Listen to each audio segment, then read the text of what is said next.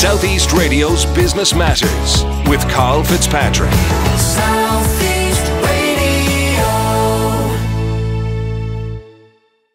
Welcome back to Southeast Radio's Business Matters with me, Carl Fitzpatrick. Sonia Lennon is probably best known as the former presenter of RTE's hit fashion programme, Off the Rails. But over the past 8 years, Sonia has developed her entrepreneurial skills in the fashion-led businesses, Lennon Courtney and Dress for Success.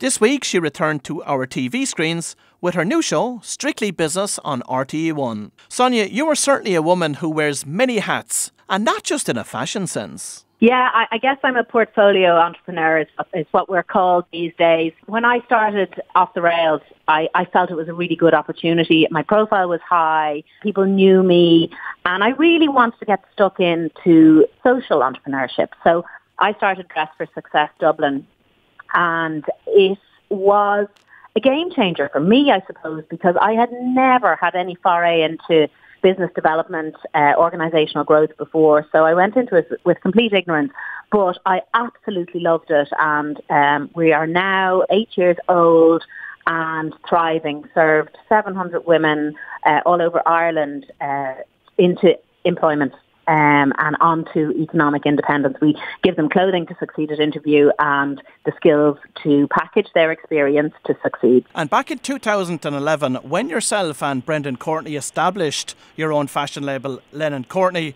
where did you see the gap in the market at that particular time? Well, we've been dressing women, I suppose, for a very long time together, but specifically, or separately, but specifically together on the show. Every time that we put a woman in a dress, it sold out.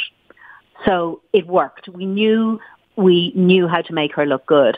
But also there was something missing. We knew that there was a type of clothing for a sort of a busy, driven woman who didn't want to be a slave to fashion, but she wanted to know that her wardrobe was full of solutions.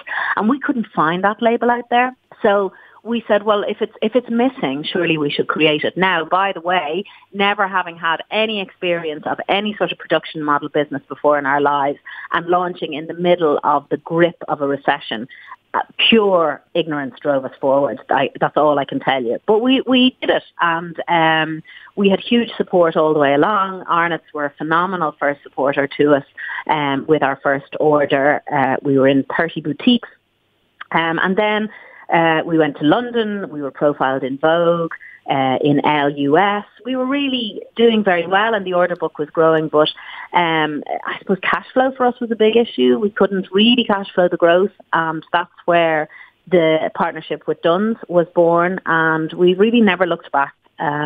It's given us the buying power to grow what we do, to grow our own skill sets and to grow the products that we offer to the woman. And we listen to her all the time. But I think what marks us out is that if you look at any of our social media feeds, we're in conversation with our woman every day, talking to her, listening to her, hearing what her needs are and responding to them. And over the past 8 years with Lennon Courtney, what have been the most valuable business lessons that you've learned? For us, the big thing was trusting in value. When we really kind of saw ourselves at the end of the line in terms of what we could achieve as an independent label, we knew deeply that there was value in what we did. We knew that women wanted it. We knew more women wanted it than could afford it. And so for us, this decision to partner with Dunnes was driven by a desire to democratise it, really, to make it more affordable, to spread it and grow it and get more people wearing our clothes. And that's what we did. So I think it would have been very easy to roll over and die at that point.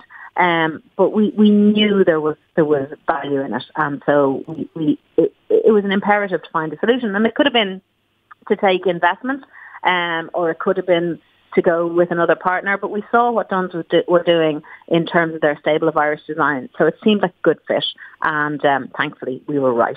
Now, you mentioned your success by using social media channels. Many small to medium-sized businesses struggle to get social media channels working for them. What advice can you impart with them this morning? The biggest issue with social media and connecting with your customer on social media is the content creation itself. I suppose myself and Brandon are lucky in that we are content creators by nature. But I think we need to flip our thinking around that.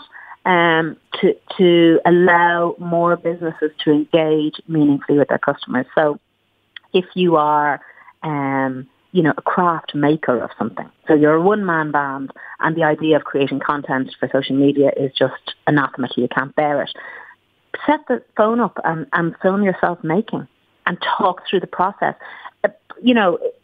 That's what the customer wants. They want to feel connected with the maker and the making and the product. Or if you're a service company, talk to your successes. Ask your clients to talk about you. It's statistically 33 times more effective to use a testimonial rather than telling everybody you're brilliant. So there are simple things that you can do to really gain traction and really analyse where your audience is. There's no point in screaming and dancing on a social media platform where your customer doesn't live. So I think you have to be very clear. And I think increasingly, businesses don't need massive audiences. So it's not about the size of your numbers, how many followers you have.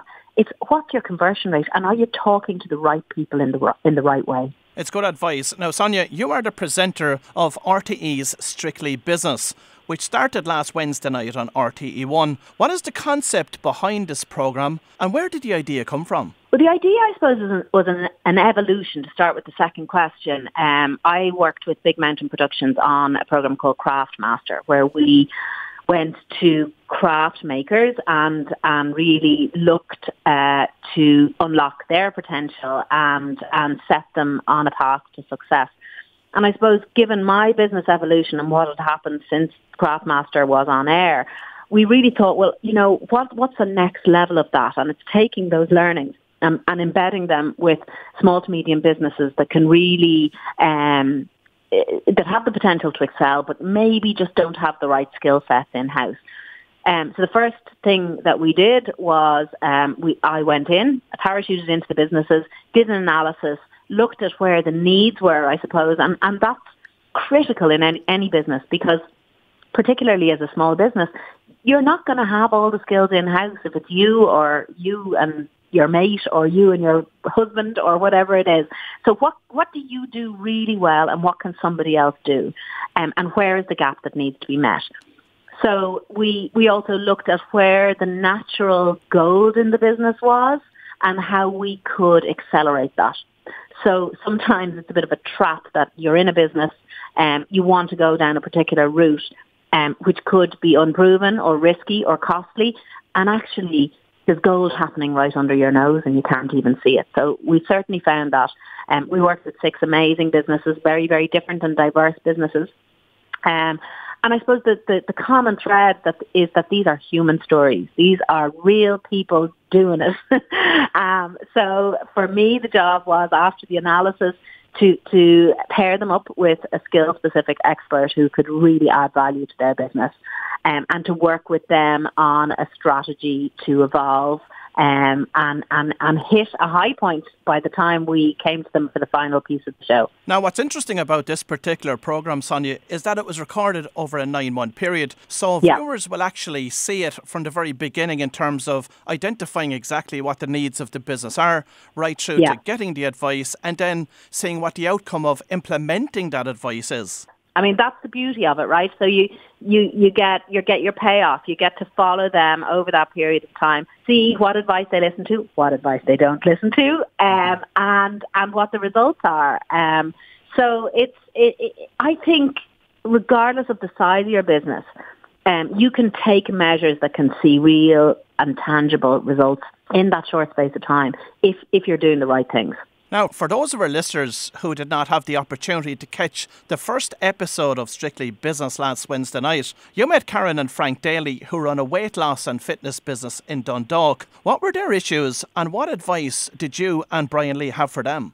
So Karen and Frank are fantastic. They have a great business up in Dundalk. They had opened a second one when we came to them, and they were really looking to license in physical premises on the Eastern Seaboard.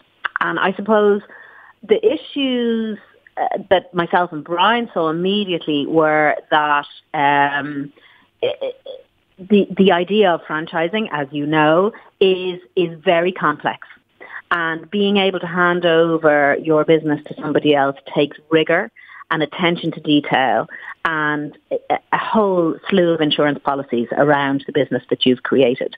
And I suppose the immediate issue that we saw was that Karen's own name was in the title of the business. So are you going to license your own name, your own brand, your own identity out to another human? That's a risk. Karen is a phenomenal trainer, a phenomenal advocate for her own business. And we decided that a better route would be to grow the business digitally through a subscription platform rather than having the pain of growing physically. They were already getting subscribers from the US, from Australia, so they'd proven that they could do it. It was really about developing out that strategy as a core strategy and driving hard in one direction. And how was that advice received by both Karen and Frank? I think it was tricky at the beginning, and also don't forget you can go back onto the player and watch it again. It'll be there for your delectation. But it's not easy. And in fact, it was one of the questions that I asked them at the very beginning of the show is if you get advice that you're not expecting or you don't agree with, how are you going to receive it? And they sort of reluctantly said that they will be fine with it, but there was definitely thinking time there. It takes time. If somebody throws a curveball at you or says something that you're not expecting, you need time to assimilate. You need time to be sure that it is the right strategy for you and your business and your lifestyle choices. And one of the things certainly that I saw from business, it's very, very easy to suffer from mentor whiplash where everybody has the best piece of advice for you and everybody thinks that they know how to do it best. In your gut, you will know what's best for you and your business. But the right advice can make a huge difference. Now, you are known for your no-nonsense approach. Do we get to see this side of you during the show? Well, I don't think I pull any punches. And I don't think there's any point in couching the truth. I'll always end up with a smile at the end of it, and I don't think I'm dictatorial in my approach. But I do think it's really important to be honest. Otherwise, why am I there? And what were the common challenges that were facing businesses that participated on the programme? I think it is the sort of universal issue in small business where you don't take time out to reflect, to strategize, to assimilate, to think about where you're actually going. That time to think is the biggest luxury of all when you're running a small business because you're so resource poor and so busy. But busy in itself is not the goal. Effective is the goal. So taking a 2-hour session every Friday to think, to assess the week that's just been, to re-implant the goals for the following month, that's vital, and I think there can be a sense of myopia when you're in your own business because it's so deeply and passionately and emotionally that you think everybody else knows it too. So even the messaging around what you're offering can be muddy. And from your experience with recording the show over a 9-month period, what supports do you think that the local enterprise offices should be providing more of? Well, I have to say, having been through the process myself, having been through local enterprise, having been through Enterprise Ireland as part of the evolution of our businesses, the supports are fantastic. And I would thoroughly urge everybody to engage with the local enterprise offices because they are fantastic. I would also think about really analysing who it is who has achieved what you're trying to do. Who's best in show? Who's done it? And if you can identify them, you can begin to analyse what steps they've taken to get there. So don't take advice from anybody who hasn't done it or who hasn't seen it in first hand. Because if it's just somebody else's theory, that's not necessarily valid. But in terms of the support from the Leos, it's fantastic. Now, Sonia, before we part company this morning, I'd like to mention Lift, Leading Ireland's Future Together. You were one of the co-founders of Lift, so perhaps you can provide us with an overview of this initiative. Well, Lift grew out of my co-founder, and really the dynamo behind Lift is Joanne Hession. And she's a very close friend of mine, and we've worked on a lot of things previously. We saw that trust statistically was at an all-time low in Ireland. Trust in our institutions, in our media, in our church, in the Guards, all across the board. Every year, Edelman, the global PR company, issue a trust barometer. And Ireland was at the bottom. And we really assessed it as a leadership issue. And I think that what's required in Ireland now is a reconnecting into the sort of true value of authentic leadership and what is required of our people. And our people could be our kids, they could be our club team members, they could be our employees. How do we want to be in true value terms for those people, and how can we lead ourselves with authentic values and lead others to follow as well? And this is something that we've seen huge results with. It's a very, very simple process that we roll out, which is a roundtable process. It takes 8 weeks. We've rolled it out in not-for-profit organisations, in youth groups, in 400 million turnover businesses. And it's really about humanly connecting with the people who you influence and who influence you, and seeing the whole of the person, so that you can work together with trust, empathy, understanding and respect. And they're very simple values. And they're very easy to heighten if you have the mechanism. And we've developed out this mechanism, and we're hoping to hit 10% of the population in the next 10 years. And we're on target. The results are huge. Anybody can go to the LIFT website to just see some of the testimonials that are there from all across the board. It's hugely exciting. Well, if you've just tuned in, that was Sonia Lennon, the presenter of RTE's Strictly Business. And based on last week's episode, we can certainly learn a lot from the remainder of this series. We're almost at closing time here now at Business Matters, but before we go, I'd like to take this opportunity to thank my production team, my guests for their contribution, and especially you as always for listening. Join me again next Saturday morning when we'll be discussing the business of love. But until then, have a profitable week. Southeast Radio's Business Matters with Carl Fitzpatrick.